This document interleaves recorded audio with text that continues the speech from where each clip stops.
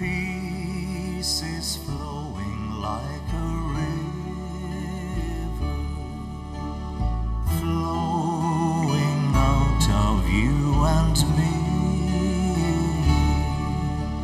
flowing out into the desert,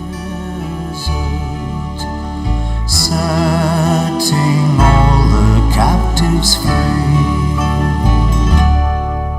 His love is flowing like a river, flowing out of you and me, flowing out into the desert, setting all the captives free.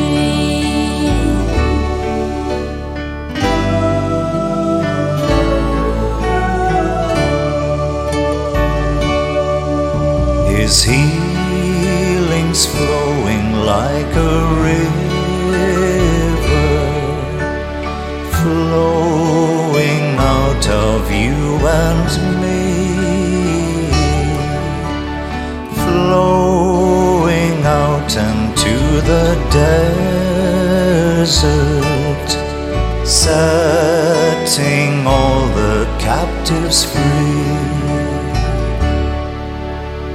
Alleluia, alleluia, alleluia, alleluia, alleluia, alleluia,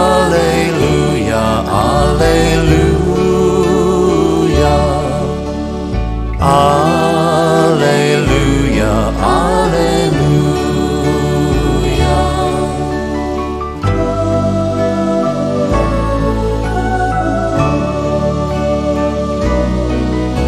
His peace is flowing like a river, flowing out of you and me, flowing out into the desert, setting all the captives free.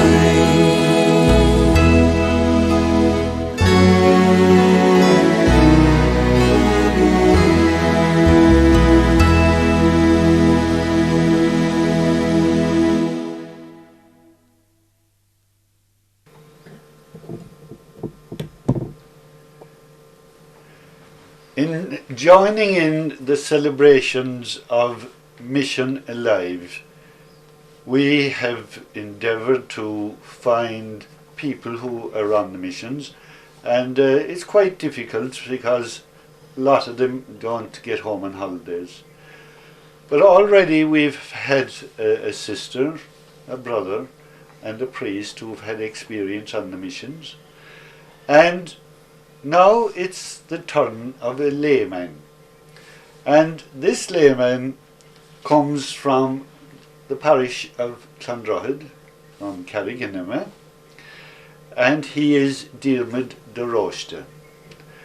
And Diarmuid has a most interesting tale to tell of his experiences at home and abroad. You're very welcome, Diarmuid. Good. Diarmuid, what part of Africa are you in at the moment? West Africa in the Gambia. It's the bulge, it's about halfway down the bulge there. Yes. Uh-huh. And of course, it's surrounded by Senegal. Yes. And of course, the continent of Africa has about 50 different republics at this stage. Yeah, that's good, yeah. What size is the Gambia? The Gambia is about the size of Munster, with a population of about 1.25 million. And has it any colonial experience? Oh, it had. It was colonised by Britain, by England. So And, they'd have English, would they? The problem with Africa was when the colonizer went, where you had tribalism, they couldn't accept a tribal language because the other tribes would object. And in all cases, they have accepted the colonizing language, which is English in the Gambia. It is French in Sierra Leone, or French in Senegal. It's English in Sierra Leone, it's English in Ghana, it's English in Nigeria. It's Portuguese in Guinea-Bissau. It's French in Guinea-Conakry. They're all West African countries. So that they accepted the language of the colony. And I agree with them, because do you see what happened in Burundi and Rwanda with the tribalism there? Yes, yes. Now, to a large extent, you haven't that problem amongst the tribes in Gambia. You wouldn't, but they can get very annoyed. I remember one time at Mass in Buyam, and the interpreter was interpreting the priest was speaking English, and he was interpreting, and he decided he'd interpret in Mandinka. All right? And I saw a teacher, the vice principal in the school, he walked right up the centre of the church, up to the priest, and said, "No, this is not Mandinka country, this is Jola country." And the guy had to interpret in Jola. He wouldn't allow it to happen. So, the tribalism is strong. Yeah. I was there, I was watching it. And how many tribal languages would you have? Oh, there are at least 8, maybe 10, and they are all distinctive. No. They are not dialects. Yeah. They're not related, because it shows how separate the tribes stayed in the past. Now, I saw a case where a lad, one of my past student, past pupil of mine, and he impregnated a girl from another tribe, and her parents wouldn't allow him to marry the girl. Right? Refused point blank. He was from another tribe. By God, he decided he'd live with her anyway, and when they had 3 or 4 children, the parents relented, and they decided, well, no. At this stage, they had 4 children, I think, and they gave them permission to marry, but no, the tribalism quite strong. But I suppose, in our own country, you had something of that nature in terms of marriage, We wouldn't marry the Carriganimma crowd kind of That's right, thing. yes, yeah. We would Okay, have had that, okay. yes. Knocker van Tarling. Tarling stuff. Now, you were talking about the different languages. Now, you went out to a school in Gambia. How many years ago now? 9 years there. 9 Right. years, yeah. 9, yes. 10 years, 10 years, yeah. And what language are you operating? I'm operating in English because that Yes. is the official language, and I teach English in the school. Yes. And the official language of the school, by rule, is English. Okay? But as soon as they leave school, they're in their own languages again. And most of the students there, they can speak 3 or 4 local languages. Yes. They have no problem. And would each of these languages now be, say, would have the full cultural baggage, so yes, to speak, customs, music, Oh, yeah. song? Well, the music is limited to drumming. They don't play any other. They have some musical instruments in the city that they play, but I don't know what they are. But it is the drumming. All their music for dancing is drumming, Oh, yes, yes. and in the church it's drumming. It is a kind of a mobile phone as well, I suppose, the drum. I suppose it was at one Yes, time. at one I suppose it time. was. Now, the school was there, of course, before you went. Oh yeah. I was with the Catholic mission in Buyam, but it was terribly hot there. And I was there for 8 years, and I decided that I'd move nearer the sea. I was going to give up teaching and move near the sea, because it was too hot. For instance, where was William? Buyam was 64 miles inland I see. in the Gambia. In the Gambia, yes. The way we used to deal with the heat, and this was the truth of it, you go in to the shower and you have a cool shower, because you'd never have a cold shower because the water's never cold, it's lukewarm. Yes. And you'd go in then into your bedroom and you'd lie down on the tiles without drying yourself. And that would cool you down something, and you'd fall asleep. And about an hour later you wake up and you'd be soaked in sweat again. Same thing again. But where I am now, there's a beautiful cool breeze coming in from the sea, and I have no problem. It's beautiful. When you're talking about temperature now, would that be maintained the whole year round? No. Yeah. Winter, around Christmas, that's the winter time. Yes. And it can be quite cool. Yes. Now, I think the lowest recorded temperature is 15 degrees Celsius. Now, we wouldn't find that very cool here, but I find it very cold. Yes. You know, when you're used to the warm, when you're used to the warm temperature, well, you feel it at 15. 15 Celsius, I suppose. Yesterday evening now was about 14, 15 Celsius, you know. And how high will it go in Celsius? It will go to 42, Oh. 42, 43. So you're quite warm. Oh, But quite. the lowest it would go, you're saying it's 15? I think it's 16, I think it's the lowest recorded yes. Well, temperature. of course, it would never freeze. Oh, no, never No, freeze, no, no. No.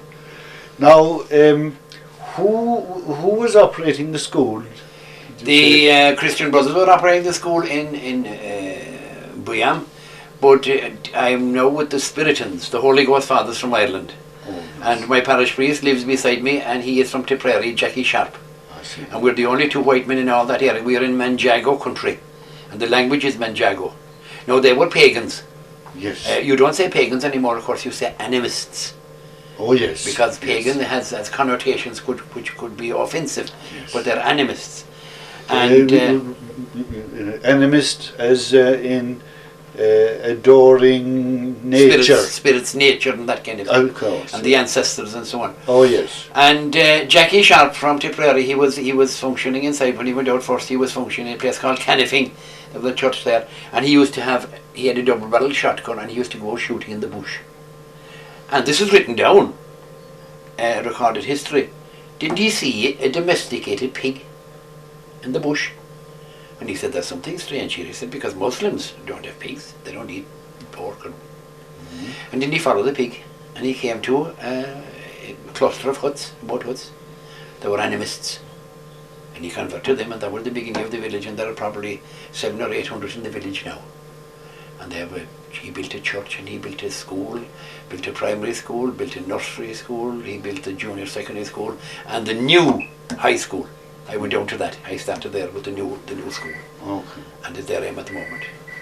And it's much cooler, much more pleasant. I like it very much down there. So about 1982, you started in the Gambia. No, 88. Oh, 88. 88 I went to Africa, and in 1992, I went to the Gambia. I see.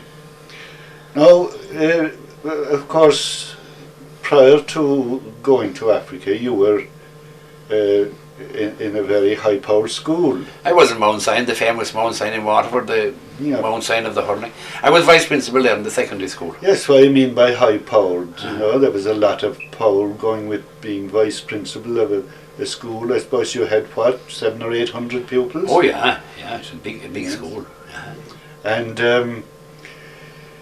as vice principal, it was an important position. Now, what made you decide to give up a very comfortable position in reality to go out putting yourself under? There were a number of things happened.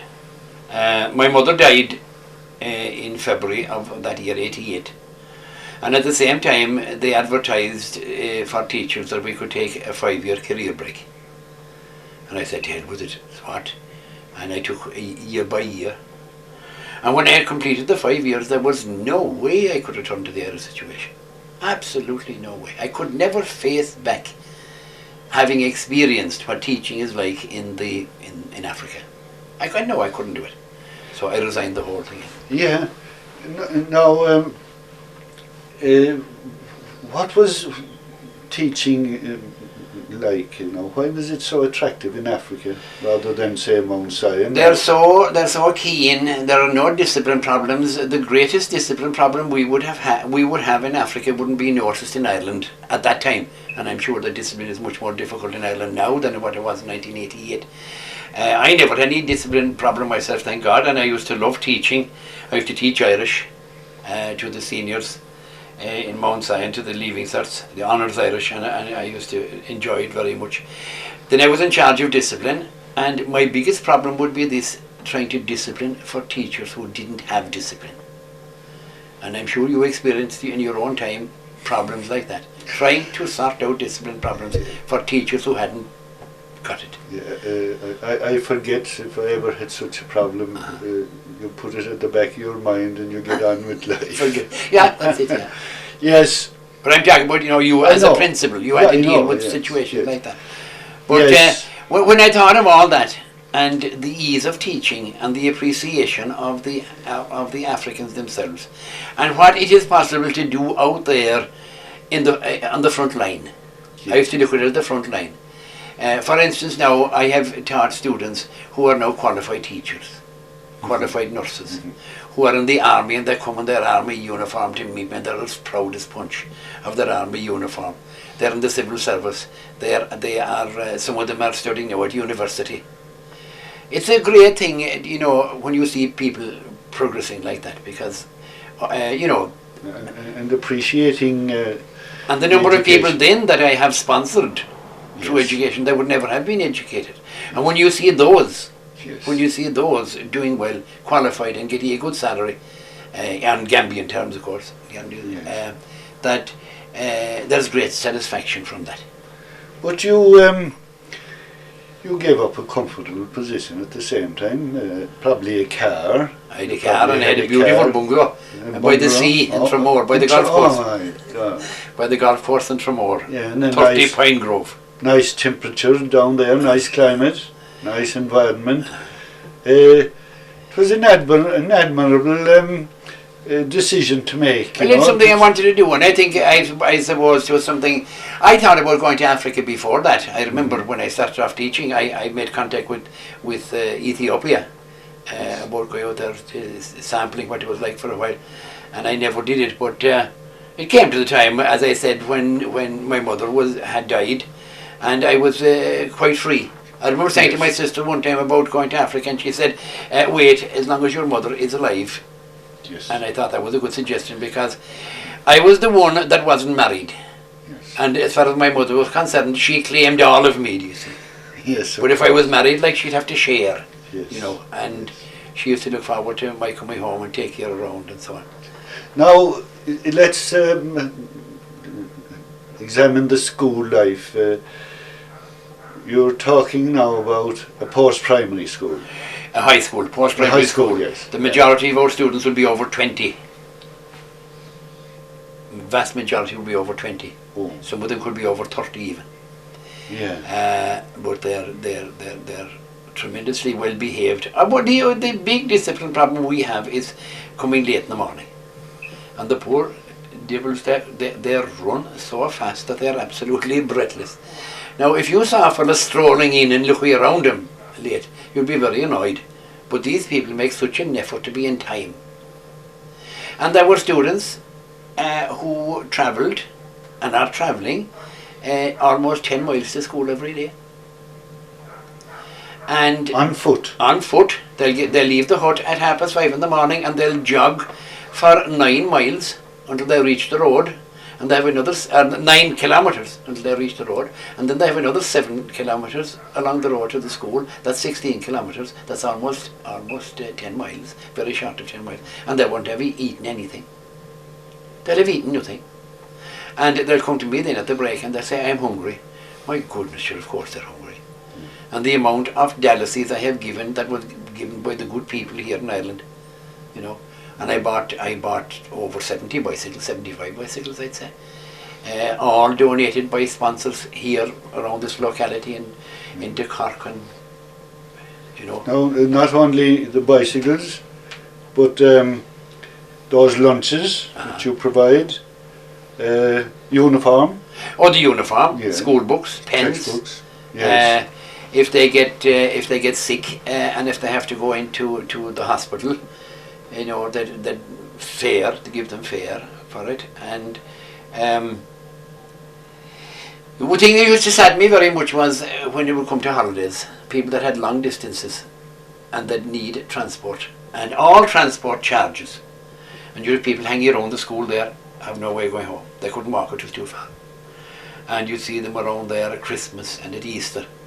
And I have sent home nearly every one of them I met with these funds from Ireland.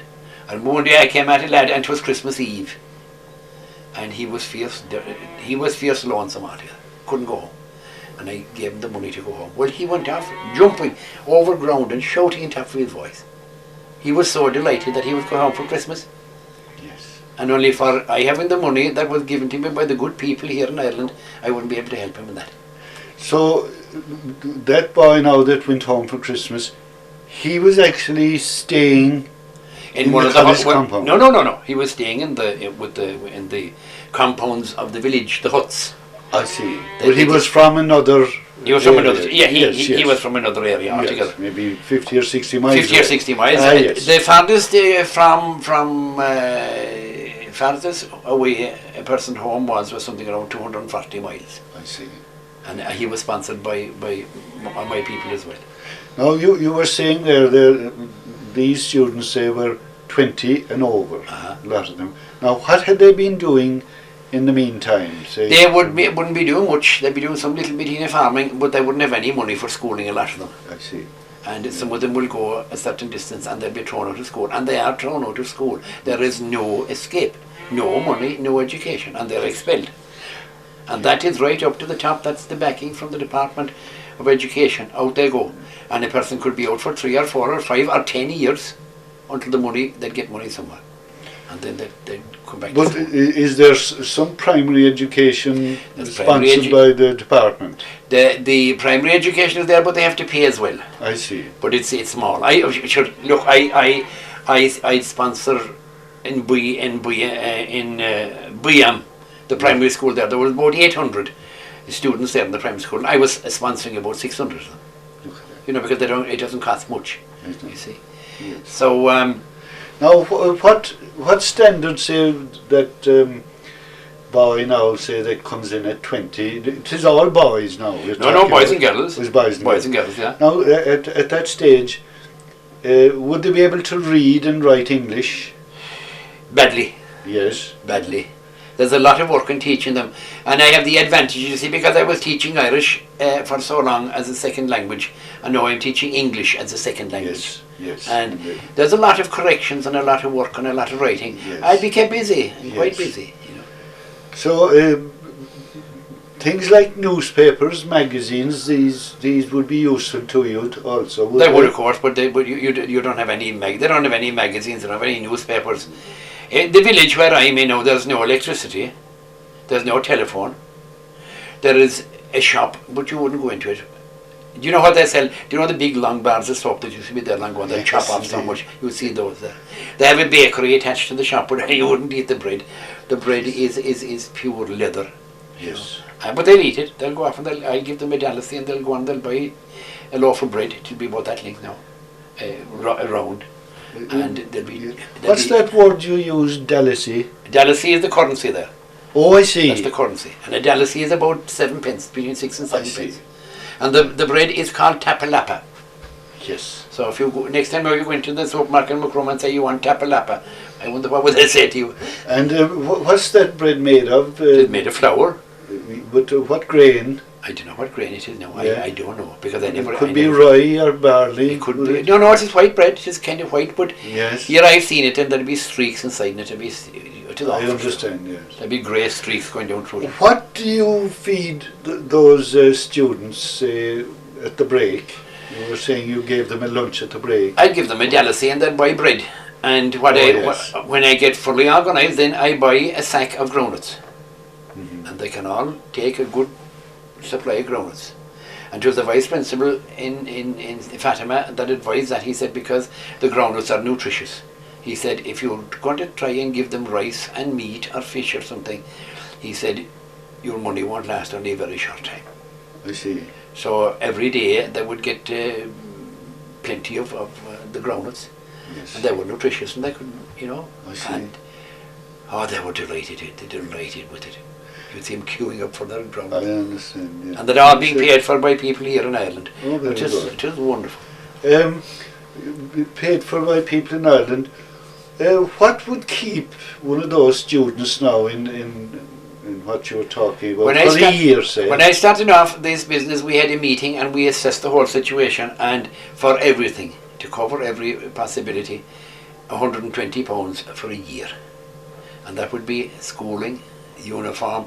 You'd have to have the uniform because they wouldn't have they wouldn't have decent dress. Sure. And they're very proud, like they wouldn't come to school if they have torn clothes, no. Yes. No. So they have the uniform, and we buy the cloth in bulk.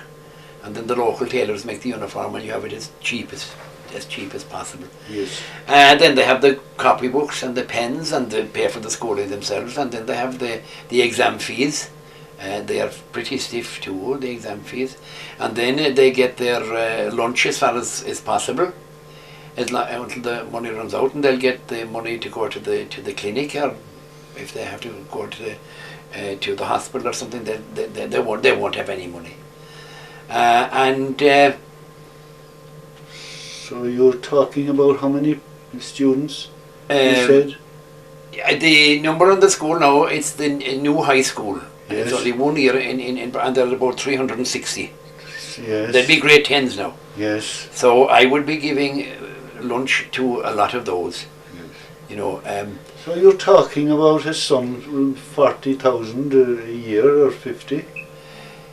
£40,000. Yes. Oh no! I wouldn't.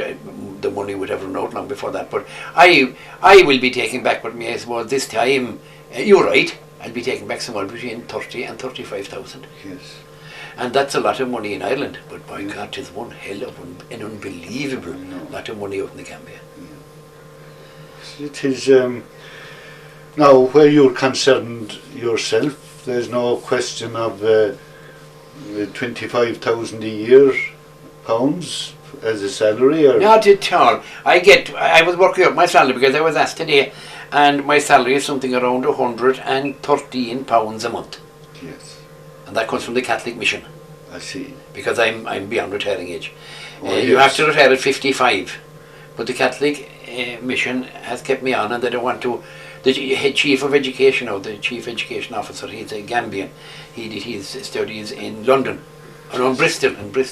He has a master's in education and so on. And he is insisting that I continue. And when I started in the new school, I said, no, these are grade 10s. There'll be 3 years to grade 12. They'll grade 10, 11 and 12. And I said, when I'm finished with those, I'm going out. And he said, no, you're not going out. He said, we'll keep you on longer. And you see, because of my experience in teaching the second language, as I was saying, they do very well in exams. Yes. And that is well known. Yes. Like I have thank God, they do very well for me. Yes. Where they do extremely badly with the other teachers that are with me, African teachers. I see. They don't have the commitment, or they don't. Now, say the student that comes in at 20, how many years will that student stay with you? 3 years. 3 years, yeah. And Grade 10, grade 11 and grade 12. And that would be, I suppose, similar then to junior cert or intermediate cert. It would be their senior 3 years. It would be Yes. like our transition year, maybe fifth Yes. year and leaving cert. Yes. But the standard wouldn't be anywhere as I don't think Yes. our standard would even be as high as groups that are the junior Junior cert. certificate, yes. We wouldn't have a Yes. But it is put them on the road. Oh yeah. Yes. Oh yeah. Now, where do they go after that? If they get 5 credits, they can go into teaching, to Yes. nursing. They can go to university. Yes. You know, it opens the whole thing It for them. opens The it. priesthood, Yes. they have to have 5 credits for all those, and 5 credits is 5 passes. Yes. And there's a great satisfaction in getting them to pass, getting their 5 to open up for them. And Sorry now for kind of being curious. Say the actual class now, say first, second or third year, what actually would you do with them? What lesson? What would be In your English? average lesson in English? Yes. I take they'd have a textbook, Yes. and Yes. we'd read a story in the text and we discuss Yes. it then. Ah, yes. There'd be questions in the textbook as well. We have to be in Ireland. Sure, And at homework, then they'll write them out. Or I Yes. might get them to write them out in class and supervise them, Yes. because that they make a lot of mistakes. I know. You get them to give them a paragraph and say, copy that out now. It is Yes. amazing the number of mistakes they will make Yes. in spellings and so on, and they'll copy it out. Yeah. I get great satisfaction out of that too, because that they improve very much. Yes. Diarmuid, tá rud eile a gutsa nach bhfuil ag mar an des na misiúnathe. na fyr a hen ar sáile. Tá an gaelge rás gutsa. Sto well ta hi go me be. Agus binnen tú úsáide scat blin. Buine mo sa ka ken bien. Ach ní sa Gambia. Ní sa Gambia. Ke min gweling I rein to going to Gambia. Is okay. Na sago to ering. Se. Mai fet ha sé mar sago candidature na Holy Ghost Fathers gweling brage shoot. Tá sa go. Agus ta Matty Murphy Australia sago tele. Agus gweling brage shoot agus ein oor go mir kele gweling a fadi venu chudling. Dírché agus tá teanga rúnda gyf dyn Ota. telefon. Nur vi mistig srang agus nur vi mer strain bulle. Tog me ide dóibh in gáling. Agus ní bhíon bíon si ag féchan túram. Bhíon ní go mí mer buile. Ar níor bhhaile mé a méir ragla go más slóing íon duine. Tá teanna iasci a bas slú. Se. Hanna man díle. Cad dearfáin is le dyn mar sinúr dar áfa crasta. Hanna man díle leice. Ja. Graim chaim bhuiligart as an gáilse funnig go rééis chuil síle de chlúis. Hanna ba. Sin malach. Comúsach. Malach comúsach se. Malach crumalart in enim crim derech mún tórling. In enim crim se. Ac now, binnen tú fáim as gat blin. O ja teag móla go tá blianas tro a catú go méid móna goling sa goláist ag goláiste círán ar a land léire. De cuasa ondam céadúr na ige seachta agus ceapag mar príomhide mé seachtó héan agus de vís an son ar na cuasaí ar fad trí cuasa go dtí 8 muí chuig me go dtí an Afric. Ní bhíim sin sáil na seachtain cuasa bháin an ceann dearnach agus dunim fósa agus féim an tarigad an son an tarigad sin díalann sé as má hicéad a bhaile agus harneis agus tugann sé agad pócha dom. Agus múna dag an bhála geoid in éigen an post agus be an tarigad a géisiúd nó I céisiúd. So sinna fad. Leis cé alúnta contacta bhála sé. Ó, súnta chun rud é se. Agus tá goleor Americana chun píscór de bhídí sem Se. agus bhíidir múna sa scóilúmsa. Agus tá go sa start tá na cuasaí seo daine tógann si daine ó éing agus artneile chun léochta na chuirte agus mar sin. Agus bhídí sé déana bhúntais mar jóramsa. Chad a dhéanaan tosa go dógann si tú a bhhaile a chéan bhblion chun an nóbal seo dhéanamh. So dagus mar sinna chu, duine anna háachta mé agus. Sin ní bhna gorála go a léanta síre. Se. Wel be búnta chun rud é. A má seachtain tafa. Trí seachtaí. Trí seachtaí. Agus cóir. Lá teachta agus lá amachta agus féhéan lásan. Dírché. Agus tá choláiste círán ní leon chumach gomsar choláiste círán. Tá sé fé lán teolinn isir feig 25 blion. De oscailí choláiste círán is 65. Léige 65 nó 66. Da hánig gémar de bhfuil útar an na héan chun an choláiste oscail go hefigiúil agus hána sé helicopter agus de thuúrling an helicopter sa far go scóir a choláiste agus ó héine leis sin park de bhléire. Sa com, se. De bhléire. Se. Agus doras de bhléire. An ána bhfuil an chun a placsús. Agus tá mí is cuioine vinis ar gcuoine ó Chorcaig ó cahar Chorcaí agus na Bailte Gorcaig. Agus ó bhleachlí. Na. Ó limneach. Se. Tagann siad go léir. Agus cé bhé daoine bhíon á. De bhíoch céad dahad céad chuige. Ach tá sin íiste móris mar tá tithe rééis sé rias. Tá sé úntaach tá sé tála ins chéan goirteach tá sé tála necing an soléis. Is úntaach go bhfuil go leir ag na daoine na gádóibh an stróisiúna choréin. Tá sin neas blechan is. Tá sé go. Thugus é sin féin aran sin daoine I gairías a méile an gairí agus I géirí. Agus a bhúlé agus. Agus se. Ná chuir sé sin begoribh I goráiste Círán Óstán chursús agus Ciste. Sinné agus ná sé sin agad. Dhear tá me sé ráithíanana sin inis. Tá sé gom. Cé bhí arachtáil an choláiste seornta. Óghilta seornta. Bhena go ar chormach mo cháir agus ailíní driscó. Bhí sé gobar leis a choláiste hí sa trabolgan. An raibh. Bhí Micklin John leis raibh. Da bhí, is do chégadí, chégan né, agus bhí me bhain céile leis a garí bhór raibh se. agus búntaach an duine Cormac agus Eileen. Búntaach an bhirt bhí siad. Eileen gan áras. An míoch Eileen sa choláiste ní lán cléire. Da hagu síisteach. Cormac. Nuair a chósáin den céadúir bhí sí múnán. Der séan. Hagu sí féin agus Cormac isteach ar chuit an na chuin. Agus baga bhí an vertigo bhí siad lách agus death agus úsal. Agus gweling áling. Ach, seo de búntaach an chóras bhí sa mé an gairig leis blion choláiste na mún, agus búntaach an rodéin áras minító na páistí bhí rangacha, de bhí na cléhíacha, bhí siúl ar na conic, bhí snábacha, célí, ógáníocht.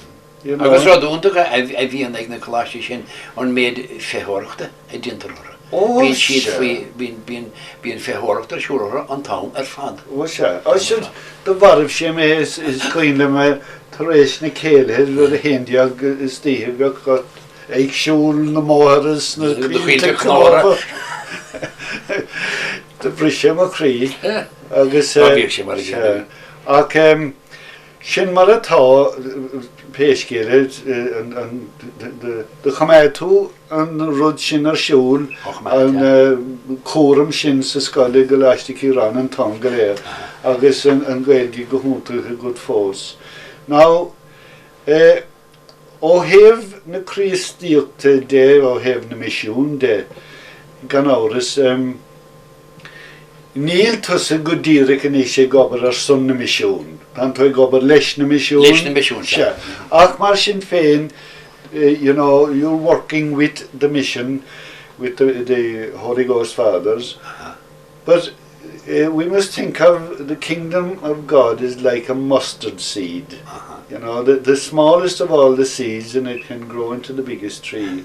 And you have that influence over the student body and over people in general. They must realize the sacrifice that you made. They take it for granted where the brothers are concerned. Now, what about local clergy, or the native clergy? Yes. We have there are about I think 15. I see. Native priests, and one native priest left. Yes. He's in the States or somewhere. Yes. But they have a good supply of native priests, and there are more coming on.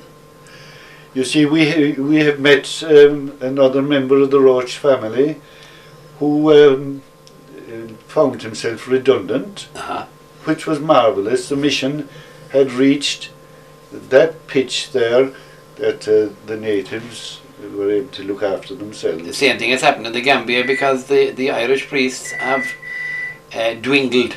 There are only 4 or 5 now. But the Irish priests, there are only 4 or 5 left now. The bishop is from Michael Cleary from Mayo, a grand man. Then there's Father Casey from Mullingar, and he's away out in the bush. Father Sharp, Miles Fay, Father Fay, Father Murphy. That's about the number of Irish that are there now. There were big numbers of Irish. But as the Irish numbers were dwindling, the diocesan clergy were increasing. So you'd have about 20 priests now altogether in the Gambia, including the Irish and the natives. And the natives are all young men. Yes. And I was talking to a priest who went out for 2 years from a diocese in Ireland. And I was saying, he was in the capital, and I was saying, what kind of a social life, is there any social life? And he said, it's very, very poor. I said, do you go out for a beer or anything? And he said, I do. He said, but he said, the native clergy don't drink. Yes. Isn't that interesting? Yes. The native clergy don't drink, he said, and they don't go out. Yes. But of course, the thing in the Gambia is that drinking is not fashionable at all. A Muslim country, 92% Muslim. 6% Christian, and the rest would be the animists. And as I was saying, that the Catholics, the priests, they're concentrated on the animists. Yes. Because they could get nobody from the Muslim. There's one of the students that has been, he's been sponsored, and he sent this photograph to the man who sponsored him. What is his name? I don't know what his name is now because it's gone out of my head, but it's written in the back. Oh, yes. Can you read it in the back? I have my glasses with Oh, me. yes, yeah. Gabriel Joof. Oh, Joof, yeah. Yeah, That's his name, that's Joof. right. Gabriel And this Joof. was, And his name is Gabriel, so therefore he's a Catholic. yes. But if you had Muhammad or if you had Abdullah Oh, or, yes. or Buba Oh, or yes. Baba, they're all Muslims. Oh, that now is a question I didn't get. I didn't ask you about the religious divide in the school. You'd have from all sects. When I was in Fatima, there would be, and we had a high percentage of Catholics because they were being sent there. Mhm. And there would be about 30% Catholic, 70% Muslim. I see. But the population of Buyam itself would be about 97% Muslim. I see. And down now where I am, as I said, that was a village that was discovered by Father Sharp following the domesticated pig. Yes. And it is a big village now, and I don't know how many, there probably have 800 living there, and they're all Catholics. I see. There are just a very, very small number of Muslims coming to the school there. I see. You know. But when I was giving scholarships in Fatima, I never asked a person's religion. If a person was poor, Yes. and they could be telling me after, and that's why we have sponsored several Muslims, and they're beautiful people, the Muslims. Yes. As far as relationship with the Catholics, they're outstanding. You mentioned Fatima there, and just in case people might think this is the Fatima in Portugal. Fatima, of course, was Muhammad's daughter. That's right. And you see, And that is why the parish was called Fatima. yes, Because yes, it was in the yes. it was in with the Muslims. But it's the name is old. It wasn't in recent times. It's Oh, called no. Fatima. And I'm told that Fatima in Portugal was established when the Moors, Well, that's the right. Muslims were That's there. right. Fulton Sheen Bishop. used to connect. He was the great American writer, Catholic writer. He used to connect, the conversion of the Muslims possible because Our Lady appeared in Fatima, and Fatima was Muhammad's daughter, and there was a Fatima in Africa. There are other Fatimas. Well, the Fatima in Africa, it's Fatima Parish, Yes. and that yeah. was done by the Catholic Mission. Oh, is that right? And then the school was called Fatima. Yes, and of course that would have appealed to the local Muslim population. as It well. was done deliberately, That's I would right. say. But they would say to you, you talk Muslims, and they'd be talking about the school, and they'd call it Saint Fatima. Yes. Now you are in the best of health and I form at the moment. Thanks be to God. If you put the camera on Diarmuid there, you'll find that he's in the best of health. Now, you've had a fairly tremendously traumatic experience since this time, 12 months. Oh, this was a rough year. Yes. I went out there, I went out late. I arrived out on the 1st of October to this new place. And I went in to the house I was staying in. I have a bedroom and a sitting room, a kitchen and a shower and toilet, but there's no running water, of course. And I remember I went in and it was dark. I had been in with Father Sharp, the parish priest, and then I went to the house and I had a candle, lit a candle, no electricity. And the room was invaded by moths and bees, and the big bumblebees, and they come in that hit off the wall. And I had to go to bed. I put out the light because it was... And as soon as I went into bed, I could hear the mosquitoes, and they have a kind of a zing sound. You'd hear them all over the place. And I've got spray. Father Sharp gave me spray, and I sprayed it around the place anyway. And then I went to bed and I fell asleep. And next I woke up with a thud. I had something falling, and I had my torch, and what was it? A bat had come down through the manhole in the ceiling. Now, bats, do you see, are reputed to carry rabies. And I'd be frightened in my life of bats in case that they might, they fly around, they might strike against you, and you know. Yeah. So I decided anyway I was going to get up, and I lit the candle and opened the door, and I got the brush. And by God, the second bat had come. And eventually I got him out and I closed the door, but I slept away again after that. But then in Buyam, I never boiled the water. I filtered it, but never boiled it. And I was very sick from October up to the beginning of March. I would vomit nearly every day, and I had lost over 3 stone weight. And I was wondering what it was. And I had got malaria 7 times. It was a terrible year. And it was discovered an old priest, Father Reggie Giluli, he's about 80 years now or more. And he's retired in the Gambia. And he said, did you ever test the water? And I said, I didn't. As soon as I started boiling the water, my problem was over. No more problem. And I could feel I was strong. And I feel I had energy and I was going great. And then I went to bed. I was getting terrible headaches. Terrible headaches across there, my father. And I remember one day taking 9 paracetamol tablets. And I was saying, would they kill me or not? But that, that it was... I went to bed anyway, and I woke up in the morning, it was Passion Sunday, to find that I had developed a stroke. Or my left side was dead. I couldn't move on the bed. I couldn't do nothing. I had no balance. I had nothing whatsoever. So the guy brings the water. I shouted him to get the parish priest, and he had a key for the door as well. And he came in, and I was moved to the clinic, the Westfield Clinic, in the Gambia, where I had been before because of the malaria. I was there twice before. It was my 3rd visit there. And plenty of cockroaches and ants and everything around the place. But anyway, I was there for 16 days in bed, and they could do nothing for me. And eventually my nephew, Dr. Stephen Roche, he's in Limerick. He went out on Friday and brought me back on Sunday, and arrived in Brussels Monday morning and brought me to Dublin. And I was inside at 11 o'clock on Monday. I was in the hospital in Dublin, and I had brain surgery. And as soon as that was, I don't remember coming home. I remember nothing. I don't remember the plane. I remember nothing at all. And after the operation, I remember everything. And in fact, some of the family were there before I went in for the operation. And they were surprised because they were allowed in to talk to me after the operation. And I was looking for tea. I remember it well. I had terrible mind for tea. And it had been a perfect recovery in every way. Look at the hand that wouldn't work. Look at the foot that wouldn't work. Absolutely perfect. No speech impediment. There was no therapy, neuro or physiotherapy was needed. I was taken down and tested, and they said, no problem. You were totally recovered. I think it was miraculous. And I would like to tell this about 25 years ago, there was a woman from over there in Monafluch. She was Danny Murphy's wife in Strahanard. And she put copies of the Divine Mercy devotion around the church in Carriganima. I got it picked up on Good Friday. And I was so impressed when I read it that I began to promote the Divine Mercy devotion among the extended family. Right? And everybody was very impressed with it.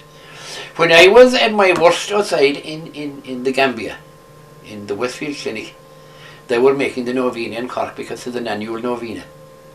And when the news came and they got mass said for me inside, the priests that were inside in the crowd, they said mass for me. And I came home during that novena. I think that my recovery was miraculous. And a priest up in Dublin, he caught my hand and he held it like that and he said, this is a miracle of divine mercy. And I don't doubt it. Thanks be to God. But it's amazing. I have absolutely no ill effect from my experience. I had a stroke. Left side. The left side was completely dead. And my hand would be there, and I'd be saying to my hand to close. Yes. And it wouldn't move. I'd have to catch it and close it myself. And the foot was no use. And this operation now, it removed. There was a clot. What I figured was wrong with me that I had a hemorrhage. Yes. And that was the cause of the terrible headaches. Now, what about hearing? Your sight, no problem on the left Memory, side? no problem. Speech, no problem. It was marvellous recovery. And I was, do you know what, when I was in the hospital, I was a kind of a celebrity. Because the doctors there was a Dr. Thomas and a Dr. The headman, what's his name was? Anyway, I'll think of it in a minute. Dr. Phillips. They used to bring in people, doctors, and they said, this is the man from the Gambia who was completely recovered, brain surgery. And the doctor would shake hands with me, he'd be asking me questions and he'd be talking about me like, I was a celebrity because they said themselves that my recovery was amazing. And I remember when I went back for my check, and Dr. Thomas, he's not an Irishman at all, but he's a white man, he's not an Irishman. And we were outside in his office, and he tested me in every way and everything grand. And I said, doctor, I said, this was miraculous. He said, I believe, he said, I'm a Christian too. He said to me like that, I'm a Christian too, he said. And he said, I believe, he said, that your recovery is beyond the usual. He said, it was amazing. Yeah, because normally there'd be some trace, you wouldn't get the hand completely, or you would have a limp, or I tell you, it was some fright to get when you wake up. And to find that I had a stroke and couldn't move. Yes, it is. It is, of course. But thanks be to God, Yeah. I am completely recovered, and they gave me a certificate written out saying this man has our permission to return to the Gambia. He is fully recovered, and I have that written. Take it with me. And certainly, Diarmuid Roche, you haven't lost the power of speech, and that is for sure. I kissed the blonde once in time, maybe. I didn't actually. Yeah. Tommy dan bhfuil díot a dhéirmid labhairt leat agus bhí tá seanna himún. Agus tá súlagam go méid daoine mohan sin inis talanach roiint airgid a thuirtid chun cabhrú leis na leads óga seo. Thank you, Diarmuid Roche, for that interesting account of your work. And some of you listening out there may put the Gambia in your thoughts and in your wills and in your last testaments, and even give up cigarettes maybe for a month or two, and send the proceeds to Diarmuid Roche. I'd like to make it one point, Donald, and it is this, that in contributions I get, and people are very pleased with this, there is no middleman.